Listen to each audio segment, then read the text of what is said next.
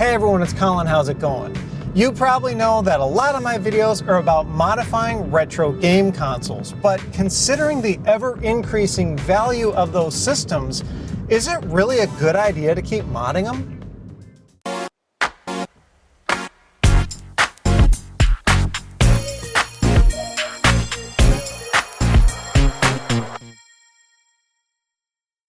So chances are the comment section of this video is going to come up with some very passionate responses.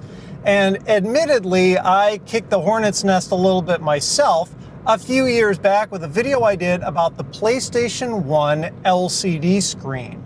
In that video, I said, you know what, a lot of people use this screen for hack purposes that aren't necessarily even video game related.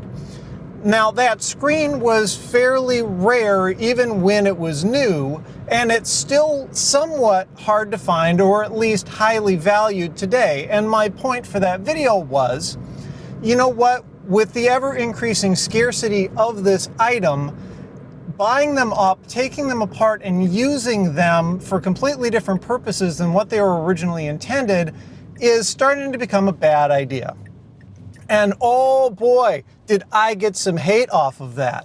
Although I also got some people who tended to agree. And I've been thinking about that again lately, especially with the ever-increasing values of retro game systems. You know, I've been seeing things like the original NESs and Super NESs just keep getting more and more expensive on the used market. And that's been making me wonder, you know, will we ever reach a point where it just becomes dumb to keep modding these? There really are two very clear-cut sides to this whole discussion. I haven't really found a whole lot of middle ground to this one, at least in terms of responses that I've gotten when I've talked about similar things in the past. The two sides really come down to this. One side says, you know what, these items are getting rare, they're getting more expensive, the numbers of them are going to continue to dwindle, especially as they break and fewer numbers of these original systems stay working, you know, stay worthwhile to mod. And so we really should start thinking about preserving these systems, leaving them stock, leaving them factory, and starting to treat them more like collector's items than anything else. The other side of the argument is millions of these systems, in many cases, were manufactured originally. Yeah, there are fewer numbers now, but there are still a ton of them out there, and the hike in prices that we've been seeing is really just more artificial. It's been fueled by nostalgia more than actual supply and demand. You know, and I can actually understand both sides of that argument. And I think there are aspects to both sides that I tend to agree with and that make a lot of sense. And it really, I think, kind of comes down to your own philosophy about what video gaming really is about, what it's for, and in some cases, the specifics of the system itself, its own history. So here's an example where I would think it may not be that great of an idea to go and start modding up consoles. One great example is Geo Pocket Color. If you haven't watched my video about that, you may want to do so because it gives you a lot of background into that system. But long story short, they didn't sell very many. At least they didn't sell very many when you compare them to a much more popular console like the Game Boy Color or Game Boy Advance. We're talking orders of magnitude difference in terms of the numbers sold.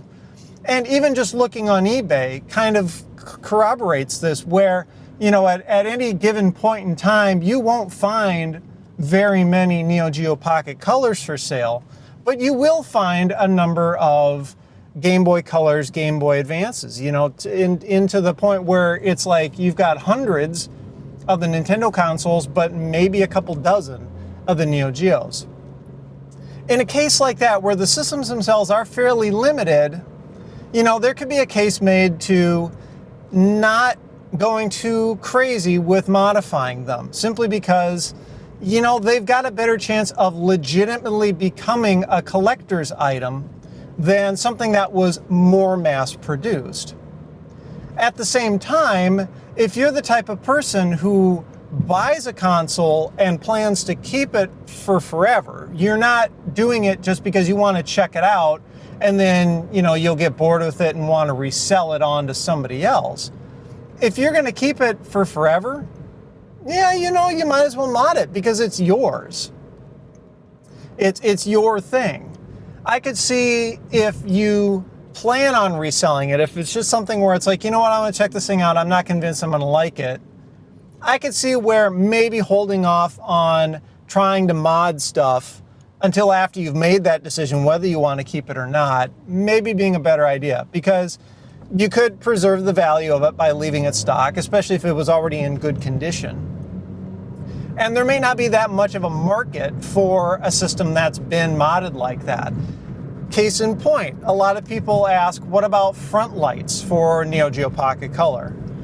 Could you do it? Yeah, you could totally do it. But given the comments that I get about front lights on the Game Boy Advance versus backlights, by far people want backlights. They want the better mod.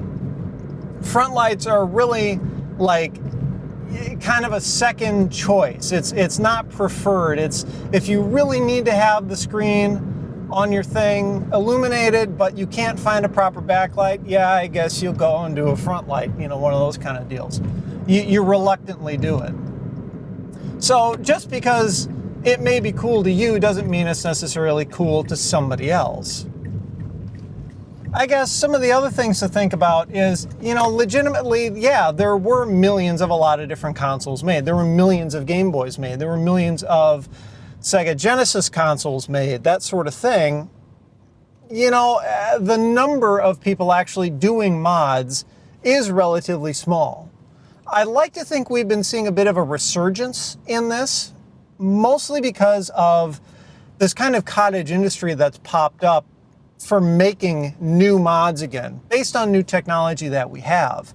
The ability to rapidly prototype and manufacture things like front lights and replacement buttons and replacement shells and replacement screen covers and that sort of thing. That's a lot easier and a lot cheaper than it was even 10 years ago. So, I think there are an increasing number of people doing mods, but it's still not going to be to the point where, half of the consoles that are ever still, in existence on planet Earth have had some sort of mod to them. It's not like we're ever going to reach a point where there are more modded consoles than not, and that unmodded original consoles become this really rare thing. I don't think we're ever going to reach that point. There's also something to be said for making the best of what you've got. A lot of times when I find a console that I want to mod, specifically for a video for you, I'll actually find one that isn't in the best shape. Especially if I plan on replacing the shell on it or doing some of the crazier mods, that sort of thing. For example, the video that I did called Metamorphosis, where I replaced the shell, did a whole bunch of other mods to a Game Boy Color. That Game Boy Color, to start with, was in pretty rough shape. Somebody had doodled and painted all over the shell. It wasn't very easy to clean up. The screen cover was all scratched up. The buttons were sticky. It was a mess. It technically functioned fine. It turned on, it played games. The screen itself was good, but it was beat up. It didn't have a whole lot of value. And that, I think, is a really good candidate for modding, where not a whole lot of people are going to feel bad if you do it, because that thing wasn't in very good shape to begin with. Whereas, and here's another example, my Super NES.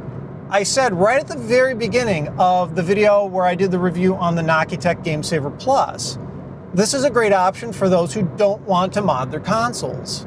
If I had a super beat up Super NES where it was all yellowed and the plastics were chipped and everything, you know what? You bet I would have taken a pair of pliers to the cartridge bay and pulled out the little notches so I could play Super Famicom games in there. I totally would have done that. And you wouldn't believe how many comments on that video completely missed the point of what the Game Saver Plus was for, even though I spelled it out right at the very beginning. This is for those who don't want to modify their console. Probably half of the comments on that video are from people saying, or you can just notch out the tabs. Well, no crap, that's exactly what I said right at the beginning. People miss the point. There are some people who don't want to mod their consoles because they're in too good of condition. And I think that's really kind of where people get pissed off. And we see this in other industries as well. This isn't just specific to video games or retro gaming. We'll see that a lot, where people will maybe have a really, really clean, good condition vintage car, and then they'll go and do a whole bunch of mods and customization to it that some people may not agree with.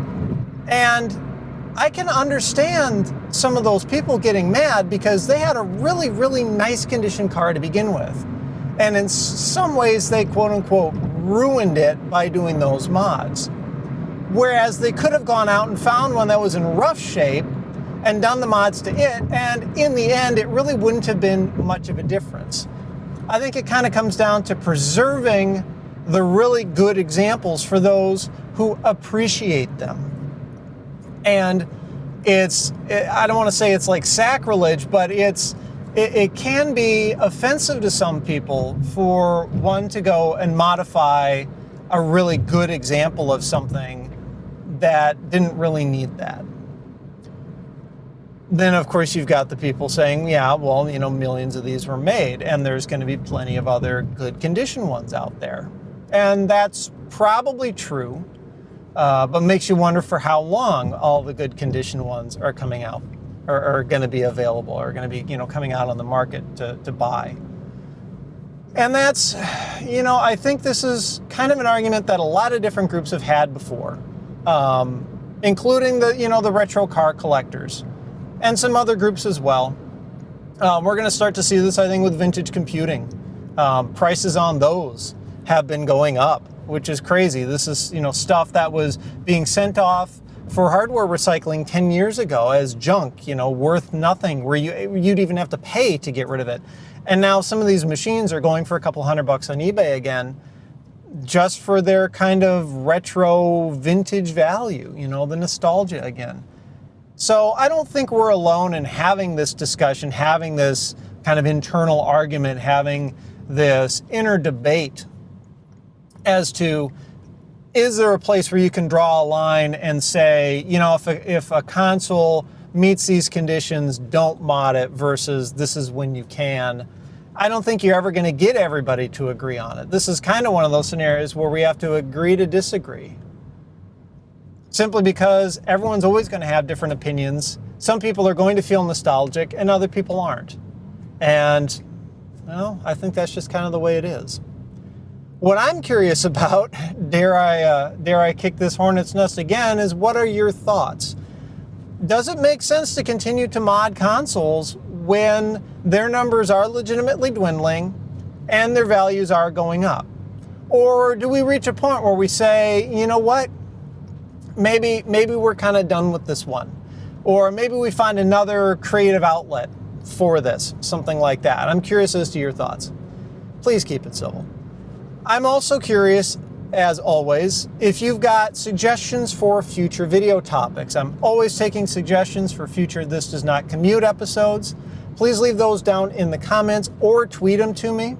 They all go on a list. I check the list periodically. I may not get to it right away, so don't get discouraged if you leave a suggestion and I don't do it the next week. But I do always look at all of them, put them all on the list, and appreciate your participation. So if you are watching this on YouTube and you like the video, I would appreciate a thumbs up, and be sure to subscribe if you haven't already. You can follow me on Twitter and Instagram at thisdoesnotcom. And as always, thanks for watching.